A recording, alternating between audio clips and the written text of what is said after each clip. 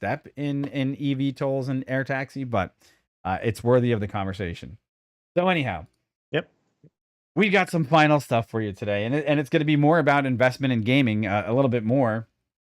And I'd just like to take you guys on what's really been the fallout from what E3 was this year. We didn't do a lot of E3 coverage because we were busy, but it seems that according to Axios, the mobile gaming gold rush is on, and I'm really not surprised by this. But there is one really interesting caveat, something that they put inside the bottom of this article that I thought was ingenious, and that is basically they're watching in the marketplace as EA has been jumping through the hoops to spend big dollars, and we're talking about $1.4 billion to buy Playdemic, which they include. I guess they produce Golf Clash from Warner Brothers of all companies, and then EA has also jumped in last month to pay another $2.1 billion to buy Glue Mobile. Okay, and there's also they're talking to a couple others that they're actually actively investing in. Right. The other part of it is that Activision and their Blizzard Call of Duty line has actually made a successful jump to now the mobile platforms, going to be rivaling Fortnite and PUBG and everybody else out there. But there was something else that was hidden in this one as a gem. Everybody wants in on the marketplace. And mobile gaming companies are finally making the shift into actually doing console games because they see an opportunity. The difference is not everybody has a console, but just about everyone has a portable gaming device inside their pocket.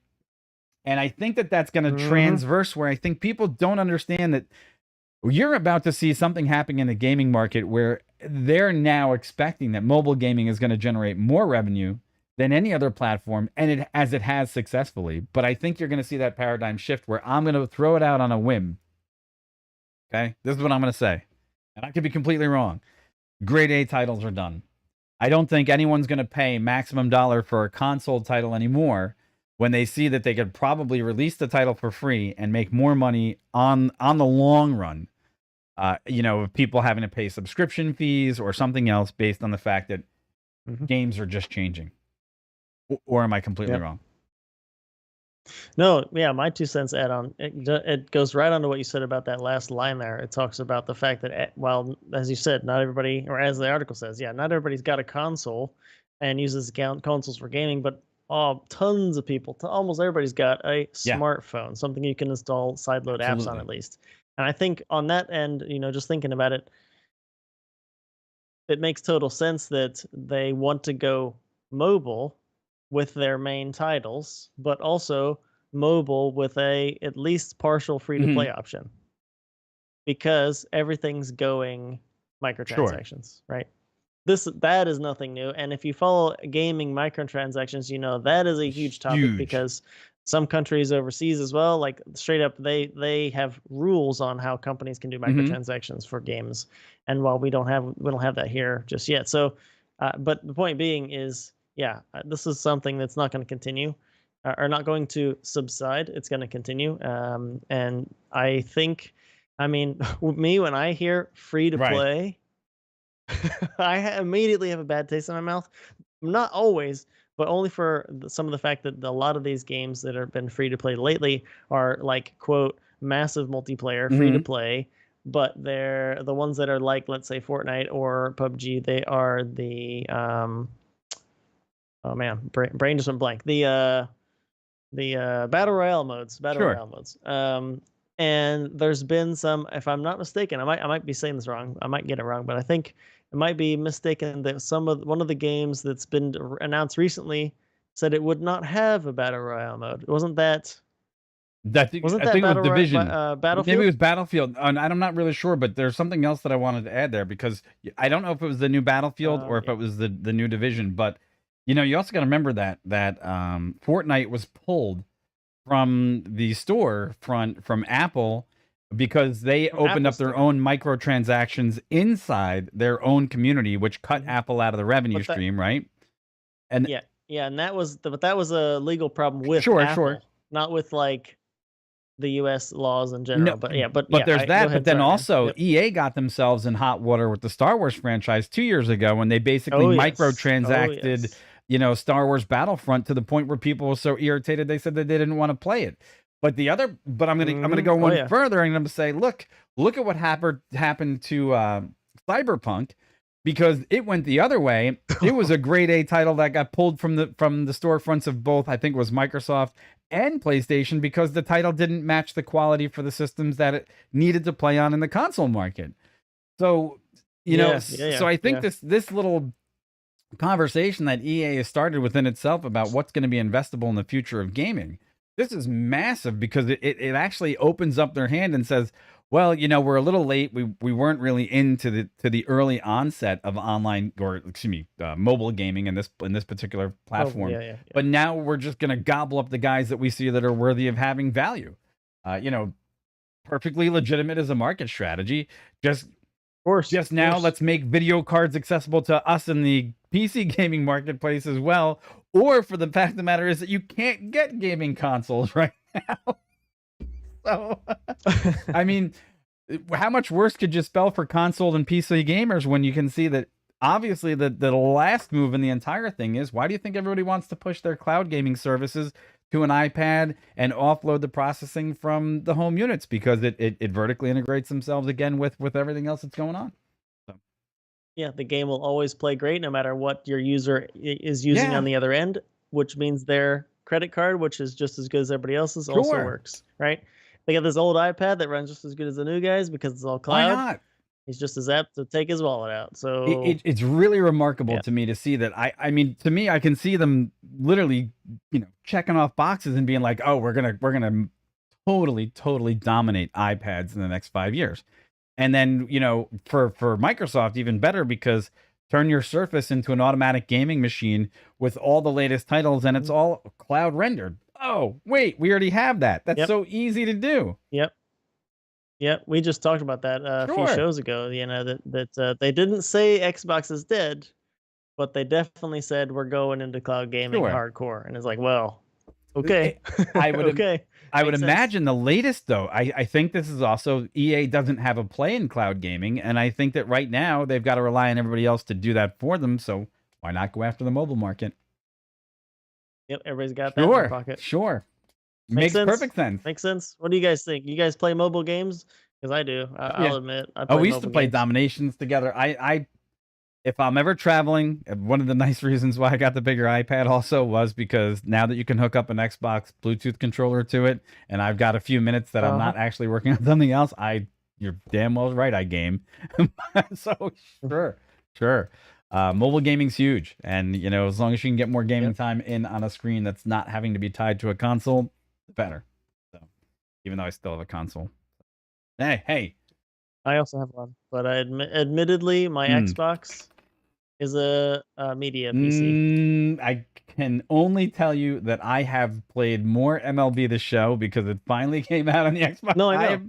I know. I am totally into that game. I put the Yankee game on in the background, and I turn around, I play some show, and I'm totally into it. So, James comments, and he says he's never really been a mobile gamer. But have you? I mean, Cut the Rope and all these other games that people don't consider real gaming experience, that they're not very, very in-depth. I don't know. I think I've been a mobile gamer for the longer than I think. So, I mean, does Tetris on Game Boy count as a mobile game? Of course. Yeah. Oh, yeah. So I was playing Tetris on Game Boy forever ago, right? Before we had phones, but that's still mobile, kind of. I mean, that kind of got you into the thought that you could play on the go. Which, we're overlooking one major player in this, and a company that said that they're real. Nintendo? No, not Nintendo. Apple. Because Apple has been, their vertical integration has been, they've brought along Apple Arcade, which has now been more, putting their game cap into a totally different segment from their app store. And then on top of that, catering that particular arcade to their 4K television device, right? And that's a really big tie-in for them because they do have the cloud computing technology on the other side to make things like that work as well. And I'm still waiting to see them make some other moves in the not too distant future. So, voila, there we go. I think we've cleaned up this conversation pretty well. But there's a whole lot. We covered a whole bunch of stuff. But and you played a few. So James says I played a couple of board games on the phone, but never more than a couple of months. Then you get bored with them. Yeah. I can see myself as well getting bored with games that are stagnant, that kind of get stale. I was just commenting to Mike, some of the games I keep playing that I played for years and years are games that continuously change. For some, I don't always agree, right? Better or worse. I'm thinking like, for example, I play World of Warships on PC, and the game has still had a bunch of big changes lately on how you play it and whatnot, and the balance. But I'm still playing that because it's not the same. No, because each game right? is different. If World of Warships was the same as it was 3 years ago, I would stop playing. I mean, easy, right? Risk. But that's the other thing with mobile games, right? They're mobile, right? They're literally mobile, so they have a data service. So you get updates. So the incentive is to make small updates more often, probably, than major updates. Less often. Keep your people interested with like maybe weekly events, which really ties into microtransactions as well. People like to have something that changes all the time.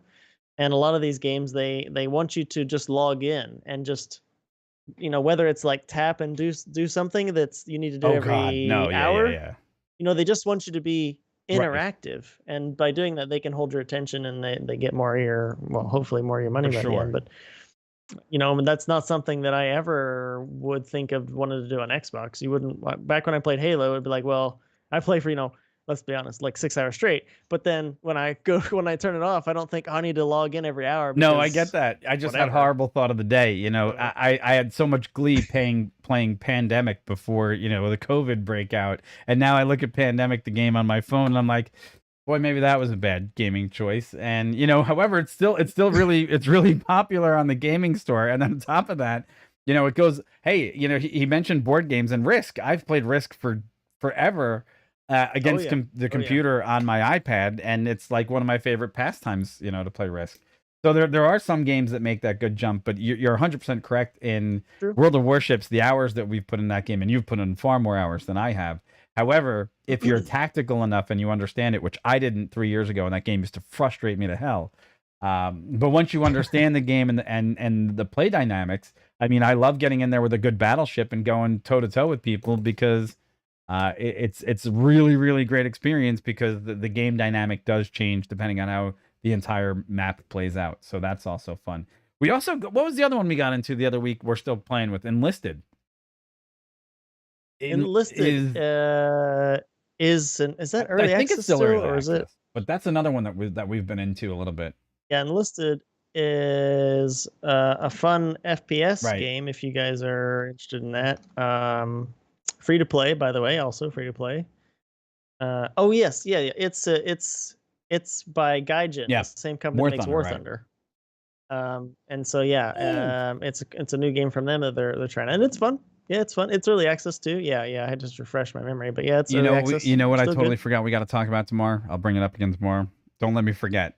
What's up? Top Gun is coming to Microsoft Flight Simulator. They're bringing a Top Gun Maverick version of aircraft carriers and whatnot, and I'm really. Yes, I thought I shared that with you last week, but you know what? I totally forgot I wanted to talk about it. Don't remember. But there's some other stuff that's got to come out on the sim. So if people don't know, also my racing simulator also does. I do have a side stick for it that's force feedback and a HOTAS, and I do some DCS flying. Some of the jets in there. But I'm also going to be looking forward to doing flight simming against, I guess, Maverick and some sort of combat that they're going to introduce in the next iteration. And I think that's coming in the fall. So let's see. July. Is it July? No. 27th. July 27th, there's an update. And that looks like part of the Top Gun thing. Is it really July? This trailer says July. Hold on. Let me, now that I've opened up Pandora's box, let's do this. Here you go. I'm trying to find an exact date. It's not telling me. Hold on a second. Peck says he can't wait for the Top Gun stuff to come out. Yeah. That seems really cool. No, I hadn't heard about this yet. Maybe this trailer. No, I got the new one playing right now. June 13th. That's not old. Nope.